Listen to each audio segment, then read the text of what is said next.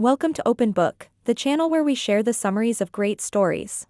If you enjoy the video at any time, make sure to like and subscribe. The book for this video is A Tale of Two Cities by Charles Dickens.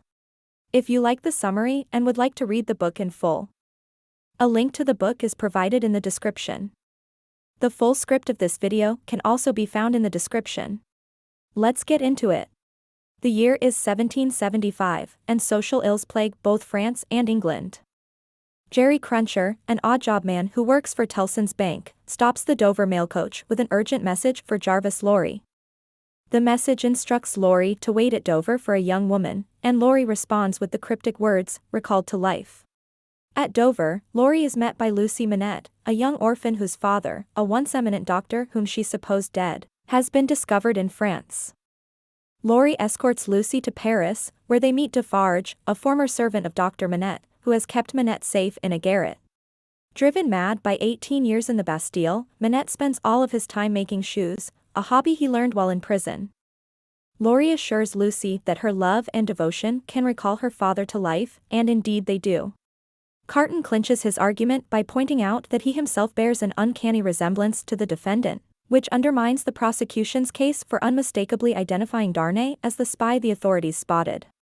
Lucy and Dr. Manette watch the court proceedings, and that night, Carton escorts Darnay to a tavern and asks how it feels to receive the sympathy of a woman like Lucy. Carton despises and resents Darnay because he reminds him of all that he himself has given up and might have been.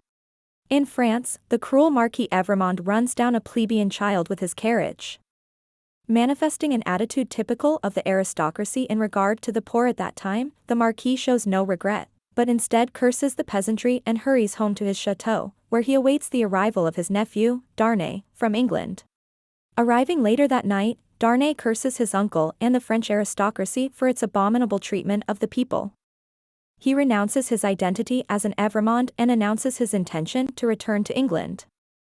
That night, the Marquis is murdered. The murderer has left a note signed with the nickname adopted by French revolutionaries, Jacques. A year passes, and Darnay asks Manette for permission to marry Lucy. He says that, if Lucy accepts, he will reveal his true identity to Manette. Carton, meanwhile, also pledges his love to Lucy, admitting that, though his life is worthless, she has helped him dream of a better, more valuable existence. On the streets of London, Jerry Cruncher gets swept up in the funeral procession for a spy named Roger Cly. Later that night, he demonstrates his talents as a resurrection man, sneaking into the cemetery to steal and sell Cly's body.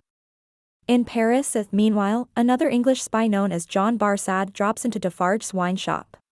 Barsad hopes to turn up evidence concerning the mounting revolution, which is still in its covert stages.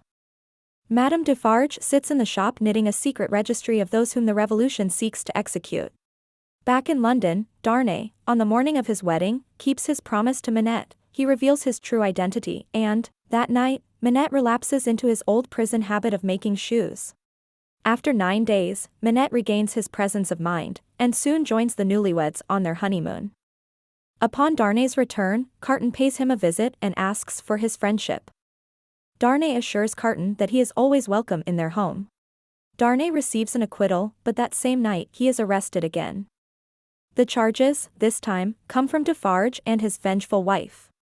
Carton arrives in Paris with a plan to rescue Darnay and obtains the help of John Barsad, who turns out to be Solomon Pross, the long-lost brother of Miss Pross, Lucy's loyal servant. At Darnay's trial, Defarge produces a letter that he discovered in Manette's old jail cell in the Bastille. The letter explains the cause of Manette's imprisonment. Years ago, the brothers Evrémonde, Darnay's father and uncle, enlisted Manette's medical assistance. They asked him to tend to a woman, whom one of the brothers had raped, and her brother, whom the same brother had stabbed fatally. Fearing that Manette might report their misdeeds, the Evrémondes had him arrested. Upon hearing this story, the jury condemns Darnay for the crimes of his ancestors and sentences him to die within 24 hours. That night, at the Defarge's wine shop, Carton overhears Madame Defarge plotting to have Lucy and her daughter, also Darnay's daughter, executed as well. Madame Defarge, it turns out, is the surviving sibling of the man and woman killed by the Evrémondes. Carton arranges for the Manette's immediate departure from France. He then visits Darnay in prison, tricks him into changing clothes with him, and, after dictating a letter of explanation, drugs his friend unconscious. Barsad carries Darnay, now disguised as Carton, to an awaiting coach, while Carton, disguised as Darnay, awaits execution. As Darnay, Lucy, their child, and Dr. Manette speed away from Paris, Madame Defarge arrives at Lucy's apartment, hoping to arrest her. There she finds the supremely protective Miss Pross. A scuffle ensues, and Madame Defarge dies by the bullet of her own gun. Sidney Carton meets his death at the guillotine, and the narrator confidently asserts that Carton dies with the knowledge that he has finally imbued his life with meaning.